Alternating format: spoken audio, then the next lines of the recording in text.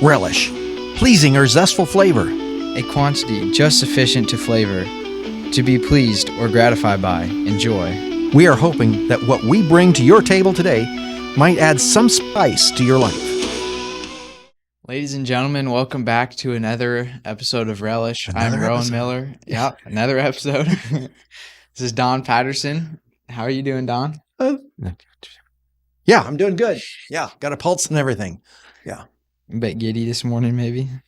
Yeah, it's probably something in my coffee. It was JW's coffee. It's good stuff. Yeah. All right, we'll get to the questions. Well, you're more predictable with the questions, so. Hey, I've got one too. Yeah. Yeah. We'll start with yours. What has given the most meaning and purpose to your life so far? And you're 18, 17, Mm-hmm. 18? 17. 17 yeah. today. Yeah. Okay. So 17 years life. Wow. That was a long time ago. I was 17. So what purpose was it? Given the most meaning and purpose to your life so far? What has given the most meaning and purpose to your life so far? I don't know. I've been, I guess I could say I've been gifted with athletic abilities. So, while I'm young and still able to play them, I guess like being able to play them to like glorify God and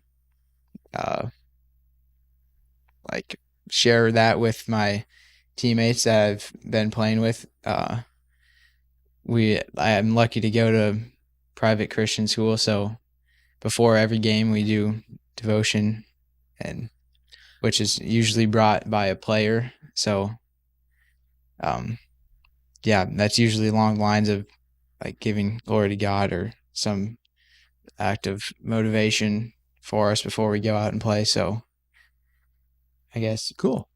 I guess that, yeah. I actually saw the most emotion on your face that I think I've ever seen in my entire life. And I wasn't there in person. So the group went to state. Yeah. And qualified for state. And in that last moment after that last pitch, they took a picture of you for the paper and yeah, dugout was giving me the same thing. So I gave it right back to him. And I don't know if I should necessarily say this, but the team we were playing they're not sportsmanlike. Oh, they were.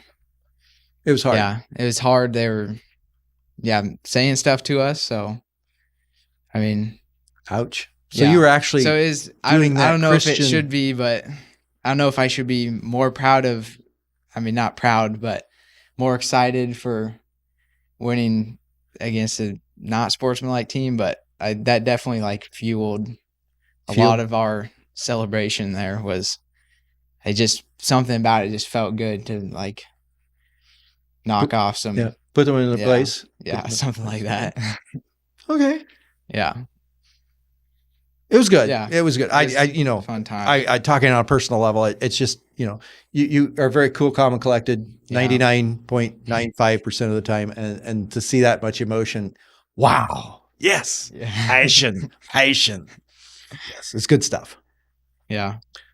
All right. Thank you. That was good. Yeah. That was a good answer to that. We'll get into your questions here. So, okay. Now I'm on the grill. We kind of have a series here. So kind of explaining the Tower of Babel. So like, why did God want to disperse all these people across the earth? And like, why do you want to confuse them? Is that where all like the languages that we have now, is that where we would believe they came from? And is that when he dispersed them, is that when like the rest of the world other than that region was populated, or how did that work? There's actually two different events, but yes. Okay. So in chapter 11 of Genesis, we have the story of the Tower of Babel. And what's interesting is they point out right from the start that the world had one common language, one speech. Yeah. And as they moved eastward, now if you look at the geographics of that area from and then eastward, it meant that, yes, they were populating the earth. They were moving around. So, but there was and archaeologically, there were a lot of people in that area at that time. Mm-hmm. So they come together and they build this, and the motive behind it is said in Scripture, "Come, let us build ourselves a city with a tower that reaches the heavens, so that we may make a name for ourselves and not be scattered." Evidently, their fear was of being scattered. Oh. And so their intent on making the power, on the tower, is unity, and that somehow they would be unified as one government, maybe one entity. And the problem that I think the Lord sees in that is that's not always good. Because if you get in one group and somebody becomes the head of that group, there's a great deal of power in that leadership. And if there's that much power in that leadership, is it ever molded by anything else? I mean, can anything speak into that power that would not be self-serving? So we often see kings get on the throne and then they get lots of money. Yeah. We even see it in our country that you become a politician and all of a sudden you have all these streams of income that you didn't have before. Worldwide, lots of corrupt governments and yeah. More power. Yeah. Corrupts. I mean, ultimate without power being challenged, power can corrupt. So you almost have to keep that going. And I wonder in the midst of this then, when we get to verse 5, "But the Lord came down to see the city and the tower that the men were building. And the Lord said, if one people speaking in the same language, they've begun to do this, then nothing they plan to do will be impossible for them." And we look at that from the positive side. Oh, wouldn't that be nice? To have that kind of power. God's looking at it from the other standpoint in that we don't tend to make the best plans. We make plans that maybe serve our purposes, but, well, I make plans, but do my plans always serve your purposes? Probably not. No. And so when you start talking about somebody making plans, somebody was behind this making a tower. I don't think it was probably a committee. Do you think it was a committee? If it was a committee, they all had the same thing in mind. But so he says in verse 7, "Come, let us go down, confuse their language, so they will not understand each other." And I come from the standpoint, sensing the heart of God from the beginning to the end, that God did this intentionally to preserve us. Because that kind of behavior without any checks and balances, because we are human and we sin, and they sinned, and I'm afraid that the human species might have been extinct. Like we would have put ourselves out of business? We would have put ourselves out of business, yeah. Now then we go on, and the second part of your question was, "So the Lord scattered them from there all over the earth, and they stopped building the city." And that's why it's called Babel, because the Lord confused the language of the whole world. And from there, the Lord scattered them over the face of the earth. So what we realize is it was hard to be together because they couldn't understand each other. Mm-hmm. And this was a language shift, so that brothers couldn't understand each other. Mothers and daughters couldn't understand each other. It was of that magnitude. Well, being of that magnitude, then,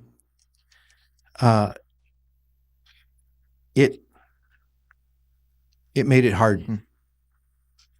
So it really moved them around. Second piece of this is the fact that since that happened I'm trying to remember where it's at. Peleg. Okay, Peleg is in verse 18 of chapter 11. And what we know is that during Peleg's life, there was a tectonic shift. Where is that recorded? I know I've got it here somewhere. There was a tectonic shift of the Earth's continents.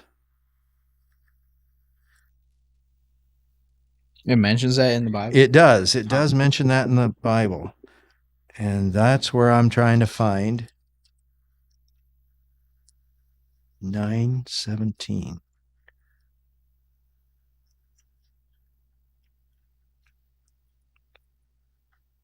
Here it is, just before that. So one was named Peleg because in his time the earth was divided. So you have tectonic plate theory right here in the Bible. Yeah. In chapter 10, verse 25. And Peleg means by fire. So we know it has a volcanic aspect to it. Well, that happens after the time of Babel because that Peleg is actually mentioned in 11:18. So the chronology here is just a little bit skewed. Okay. So then after the Tower of Babel, the Peleg was born, and in Peleg's lifetime, then tectonic plates. So all these languages then floated apart. Isn't that interesting? So like I guess I haven't formed an opinion because I didn't really know that, but I have. You believe in like that I could say all the land was one continent, one continent, one in the continent same area. Then when this happened, then it formed what it is now. Okay. Yeah, interesting. And there's a lot of evidence for tectonic plate theory. Yeah, but that's where it would be in the Bible. So by these events coming right after, the ark, and then they all went to one area, and then they had this thing going on. They got powerful, and they built this city and put this citadel in the middle of it. And God realized what was happening. I think he probably realized more than what's even in our text, what was going on when that power was all in one spot. He took care of that and broke it into groups so that we could be challenged once in a while when we get off skewed somewhere. Interesting. Yep. Did you get more out of that than There was more answer to that question than there was question. Yeah, there was. I feel like I should have been in the audience for that one. Well, I get excited when I've got all those things in my mind and I want to get them out. No, anything else you want to throw out there? Well, I think maybe that's enough for that. All right. Well, move into the next one then. In case that question didn't interest anybody, we go on to the next one, see if it does interest. Yeah. So, yeah, I know there's many different ways for there to be leadership in a church. So is there a way you think is right? Is there a wrong way to do church leadership? Like, how should that work? Well, it's interesting because I've been I'm a regional pastor, so I see several different examples lived out in different congregations. And I've been under several different constitutions. One was interesting because it said, the pastor was in charge of everything and in the Constitution, but when its bylaws came out, it wasn't that way.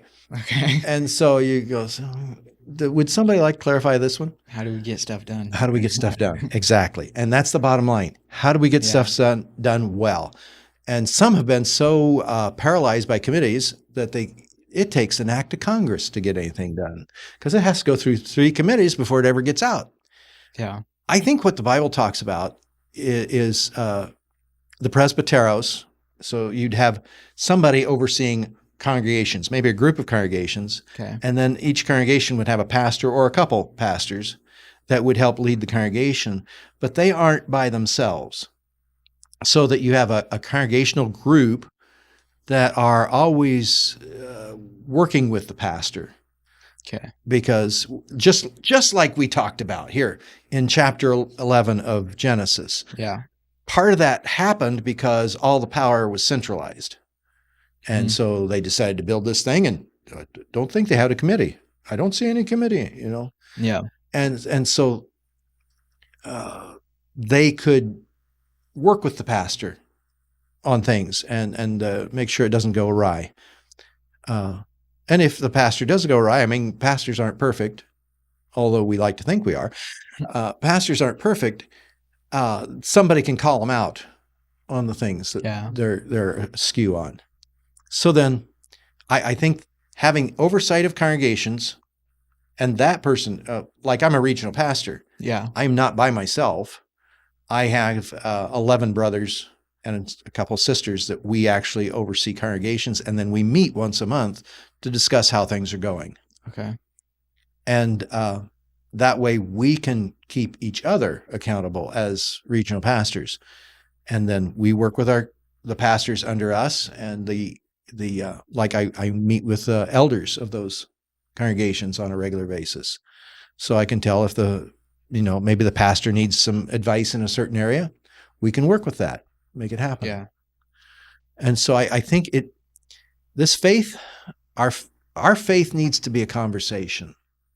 It needs to be a daily conversation with God, and it needs to be a conversation among our brothers and sisters, because we need each other. And I think that was illustrated in the Bible several times, especially in the New Testament, the body of believers. We need each other.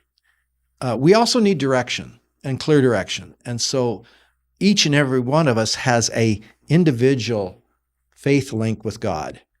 In our prayer life, we come daily before the Lord. In coming daily before the Lord individually, then when we come together as a church, we bring that with us into the conversation we're having about, okay, what are we going to do in this town where God's made us a mission station? And how can we be the light of Christ in this spot better?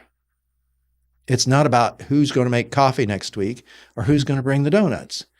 It's going to be conversations about how can we be a better light in our community of who Jesus is. So, what was the question again? Did I even get close to that one? Correct church structure, leadership structure. So just some way in which there's like checks and balances, but kind of communication with each other and the pastor and okay.